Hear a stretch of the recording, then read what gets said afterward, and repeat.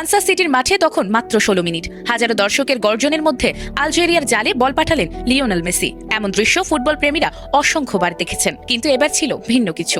গোলের পর উল্লাসে মাতার বদলে মেসিকে দেখা গেল চোখের জল মুছতে। মুহূর্তে পুরো স্টেডিয়াম যেন থমকে গেল। 2026 বিশ্বকাপের গ্রুপ জের প্রথম ম্যাচে আলজেরিয়ার মুখোমুখি হয়েছিল আর্জেন্টিনা। ম্যাচের শুরু থেকেই আক্রমণাত্মক ছিল বর্তমান চ্যাম্পিয়নরা। চতুর্থ মিনিটেই লাউতারো মার্তিনেজের পাস থেকে বল জালে পাঠান মেসি, তবে সেটি অফসাইড হিসেবে বাতিল হয়। কিছুক্ষণ পর আলজেরিয়ার ফারিস সাইবিও গোল করেছিলেন, কিন্তু সেটিও অফসাইডের কারণে টেকেনি। এরপর 16 মিনিটে আসে সেই প্রতীক্ষিত মুহূর্ত।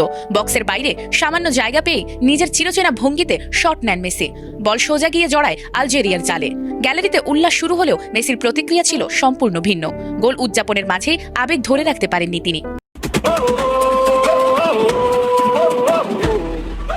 ম্যাচ শেষে সেই কান্নার কারণ ব্যাখ্যা করেন আর্জেন্টাইন অধিনায়ক। 38 বছর বয়সী এই তারকা জানান, বিষয়টি ফুটবলের নয়, ব্যক্তিগত জীবনের কিছু কঠিন ও জটিল সময়ের মধ্য দিয়ে যাচ্ছেন তিনি। তবে সতীর্থরা সব সময় পাশে ছিল, তাকে ভালো রাখার চেষ্টা করেছে।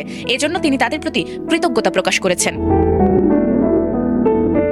আবেগঘন সেই মুহূর্তের পর মাঠে অবশ্য নিজের কাজটা ঠিকই করেছেন মেসি।